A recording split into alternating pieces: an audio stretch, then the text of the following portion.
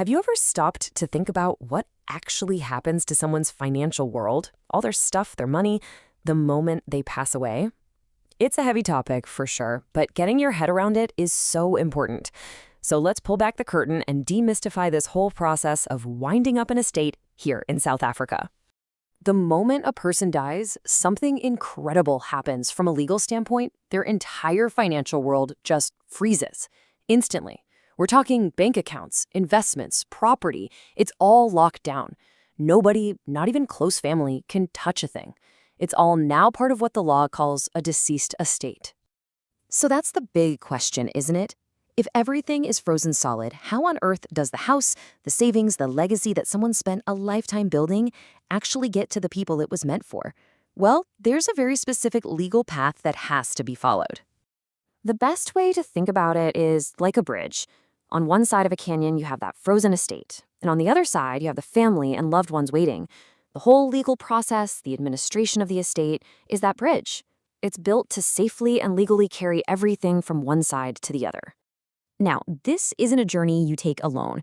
To get across that bridge, there are some key players, kind of like official guides, and each one has a really important job. First up, you've got the Master of the High Court. Think of the Master as the official referee, making sure everyone plays by the rules. Then you have the Executor. This is the hands-on manager, the person who does all the legwork. And of course, you have the heirs, the people who are waiting on the other side of that bridge. So, what does this path across the bridge actually look like? It's not a quick stroll. It's a formal, 8-step journey that's laid out very clearly in the law. Let's walk through it together. But before we start, a quick reality check on the timing. This is not fast. Not at all. Depending on how complicated things are, this journey can take anywhere from 6 months to 2 years, and sometimes, even longer. So patience is absolutely essential. Okay, step 1. The journey kicks off when the estate is reported to the master. Once the master is satisfied, they issue something called the Letters of Executorship. This is huge.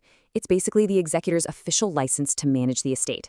With this power, the executor's first job is to place ads in newspapers, giving anyone the deceased owed money to a chance to come forward. At the same time, they start the massive task of collecting all the assets and paying off all the debts. Now, everything the executor does is leading up to one critical document. It's called the Liquidation and Distribution Account, or L&D for short. This is the absolute blueprint for the bridge. The liquidation part lists every single thing the estate has and what it's worth. And the distribution part lays out the plan for exactly who gets what. So picking up at step 5, the executor drafts this detailed blueprint and sends it to the master for approval. Once it gets the green light, it has to lie open for public inspection for 21 days. This is a transparency thing. Anyone can look at it and object if they think something's wrong. If no one objects, we get to the best part. The executor finally pays the heirs and transfers the assets.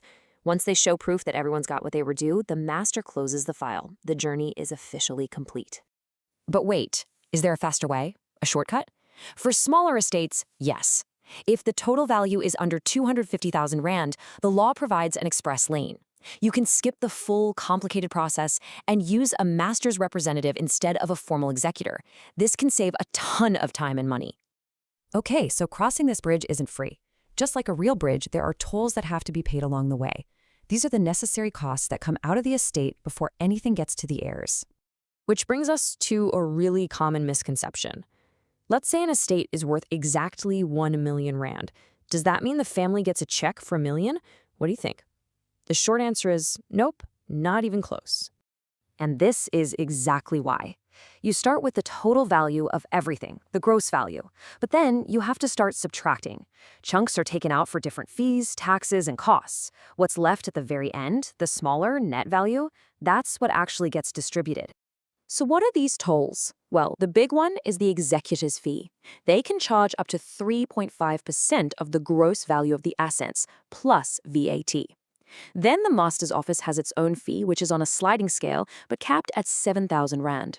For bigger estates, you might have estate duty, which is a 20% tax on the value over 3.5 million Rand.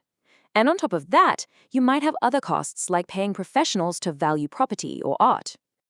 I know what you might be thinking after hearing all that. Wow, why on earth is this so complicated? Why all the rules and steps? Well, there's actually a really, really good reason for this strict and winding path. It all boils down to one word: protection. Every single step, every form, every piece of the paper trail is designed to prevent fraud and protect everyone involved, the heirs, the creditors, everyone. It ensures that the deceased person's wishes are followed to the letter and that everything is done above board. At the end of the day, the entire system is built on this one simple, powerful idea. The goal of this whole journey is to make sure that the right people get the right amount of money at the right time. That's it. That's the whole point. And that brings us to one final thought. And it's really for you. A clear, well-drafted will is the single most important factor in making this journey smooth for the people you leave behind. So the real question is your own plan clear enough to make their journey across that bridge a simple walk instead of a difficult, stressful climb?